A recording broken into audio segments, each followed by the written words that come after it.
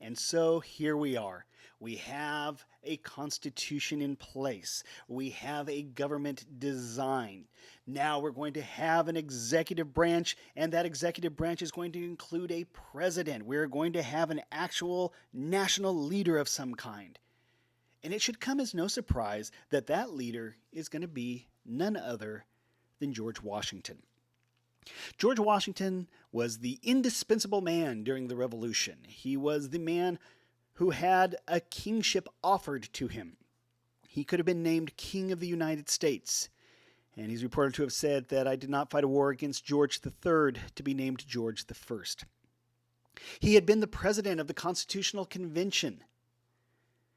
He was known by the entire nation, loved by most of the nation. There were those, he did have his detractors. There were those who did not care for him. Thomas Paine, for example, is reported to have said that when George Washington became president, he prayed constantly for his death. So you always are going to have those who are not pleased. But for the most part, the nation knew George Washington, loved him, and were quite ready for him to take over as president. Now, George Washington stood 6 foot 2 inches tall, which was about 6 inches taller than the average at the time. So he is a sizable individual. He is someone that you would notice in a room because he did stand taller than most. 6'2", about 175, broad shoulders, so he's a big guy, strongly pointed chin, and he had pockmarks from smallpox. He had smallpox previously years back, and that left scarring on his face. George Washington also, you are probably aware, you've probably read this somewhere or heard it somewhere, did not have good teeth. In fact, he had false teeth some were made out of wood, some were made out of bone, actually, believe it or not. It was a source of embarrassment for the president. He did not like how bad his teeth were. In fact, if you look at any of the portraits painted of George Washington, pretty much every one of them, he has this very tight-lipped expression. It's because he was embarrassed by his teeth and didn't want people to know. So he cuts a very imposing figure. He is one, as I said, that is known and loved by a vast number of people within the nation. And so as such, he's going to be elected president. And he's going to be elected in such a way that no other president has ever been able to duplicate. A few have come close, but George Washington is the only president our nation has ever had to be elected unanimously by the Electoral College. This was in 1789. We've had a couple of presidents come close in the 20th century, for example, in 1972. You had Richard Nixon. He is running for re-election, and he wins 49 states. The only one he did not get was Massachusetts and the District of Columbia, so that was pretty close. And then, we'll fast forward it a little bit later. Ronald Reagan in 1984. He goes through and wins every state with the exception of Minnesota and the District of Columbia. So he came even closer than Nixon. But only George Washington was ever elected unanimously. And in all honesty, I sincerely doubt we will ever have another president elected unanimously by the Electoral College. I mean, let's just be honest. This was George Washington. I mean, he is the guy. And while a lot of the stuff, pretty much everything he did as president, a lot of that became precedent for future presidents. This is one of those things that is almost certainly going to go down in history as his and his alone. Now, after he is elected president, he has to move from his home in Mount Vernon in Virginia all the way to the national capital. Now, Mount Vernon today is fairly close to Washington, D.C.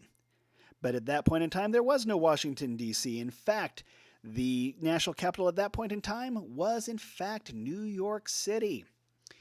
So he's having to journey from Mount Vernon to New York. A journey about, say, 250 miles, give or take. It's probably the closest equivalent today would be going from Ripon to Bakersfield. Okay? Now, we don't think much about that. We don't think much about a 250-mile journey. In the world we live in, that's a few hours by car. But remember, the world George Washington lived in, very different from our own. The world of George Washington, you had no vehicles of any kind. You had no trains, nothing like that. The only way you got from Mount Vernon to New York City was through sheer horsepower. But this procession was a triumph. As Washington made his way north, he was greeted by cheering crowds everywhere he went. Everywhere they stopped, there were festivities, there were parties. It was a wonderful time. Wherever they stopped for the night, that inn or wherever they stayed, immediately the next day would have a sign up, George Washington slept here, because everybody wanted to be able to say they had stayed at the place where George Washington did or something like that. So you're looking at a very, very triumphant and joyous procession as the newly elected president moves from Mount Vernon up to New York. He takes his oath of office April 30th, 1789. He's on a balcony overlooking Wall Street. We think today, when we inaugurate a president, we think, the Capitol building. Not so much back then. But he does take his oath of office, and he does begin his presidency. Now remember, everything that George Washington does in his presidency is going to have an impact throughout the rest of U.S. history. Every president after is going to be compared to George Washington, or they're going to have the precedents he set to guide them on what they do. And one of the first things that George Washington created was something that wasn't exactly listed in the Constitution. George Washington is going to go through and establish his cabinet. Now, in the Constitution, the president does have the authority to appoint executives to run the different portions of government, be that the Treasury, for example, or the Department of State, which deals with foreign affairs. He can pick whomever he wishes, and as long as the Congress, the Senate, goes through and actually approves, then that person is in charge. But what George Washington is going to do is he's going to use these individuals not just to run those departments, but to also be an advisor to the president. Now, every president since Washington has had a cabinet of some kind. Some presidents have used their cabinet extensively for advice. Others have completely ignored their cabinets. Okay? We think today that that's just standard procedure. We don't think twice about a president having a cabinet. But back then, well, it's not in the Constitution, but it doesn't say you can't do it. So the president did. And while every president since then has had a cabinet, like I said, none are really going to ever match up, unfortunately for every future president, with the cabinet that George Washington had. Now, under the old Confederation Congress, you had the Ministry of Foreign Affairs. Well, that was reorganized and named the Department of State. The State Department still exists today. It's one of the two oldest departments in our government. And the individual who's going to be in charge of that is Mr. Thomas Jefferson. Okay? Thomas Jefferson, author of the Declaration of Independence, former ambassador to France. Very, very smart individual. Man who taught himself architecture by reading books and then designed his own home. So this is an individual who is really good at his job. Okay, he is a smart individual, and his advice is going to be very good to the president on foreign affairs. Remember, we are still the ugly duckling of the world. We don't really have any friends or anything like that, but we are going to have to deal with other nations. And it's going to be through Thomas Jefferson's Department of State that we do this. And so Thomas Jefferson, first Secretary of State, is going to be one that gives the president some very good advice. Now, it's not just the Department of State. We also have a Department of the Treasury, which was established just about the same time. It had existed under the Confederation Congress as well, but now the Department of Treasury has been, sort of reestablished. And for the Secretary of the Treasury, you're going to get Mr. Alexander Hamilton, probably one of the foremost economic thinkers of the day. This is the guy who helped get the U.S. started on an industrial basis so that we would be able to survive economically in the world.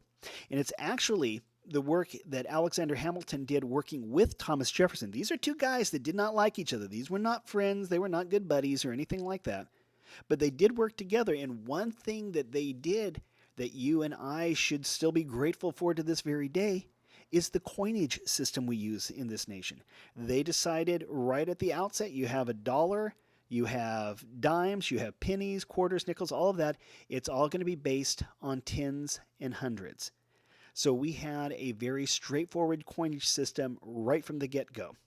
So they had to work together on that. This is the kind of thing you don't hear about in politics much anymore, that you have two politicians that don't like each other, yet working together for the good of the nation. That's always a nice thing to hear about. But now you have Alexander Hamilton at the Department of the Treasury. So here we are already. Hamilton at Treasury, Jefferson at State. Then we have one of the departments. We don't have this department exactly anymore. It has been renamed since about World War II. We used to have the Secretary of War. It was this guy, a guy by the name of Henry Knox. Now today, the Department of War, or the Secretary of War, we know as the Secretary of Defense or the Department of Defense. But for a long period of the nation's history, it was the Secretary of War.